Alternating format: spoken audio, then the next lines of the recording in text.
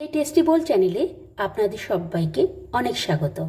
আজ আমি আপনাদের সাথে শেয়ার করব পুরনো দিনের একটি রেসিপি, ইলিশ মাছের মাথা দিয়ে কচু শাকের রেসিপি। বন্ধুরা, এই রেসিপির মধ্যে কিন্তু একটা টুইস্ট আছে। আমি এখানে আরও ব্যবহার করেছি নারকেল কুচি এবং ছোলা। আপনারা চাইলে এই রেসিপিটি সম্পূর্ণ দেখতে পারবেন। এই ঠিক ভিডিওর নিচেই দেখুন লিঙ্ক দেওয়া আছে, সেখানে গেলেই আপনারা পুরো রেসিপিটি দেখতে পারবেন। ঠিক এইভাবে একবার বানিয়ে দেখুন, এটি কিন্তু খেতে খুবই সুস্বাদু হয়। আপনাদের কিন্তু এই একটা পদে সম্পূর্ণ ভাত খাওয়া হয়ে যাবে।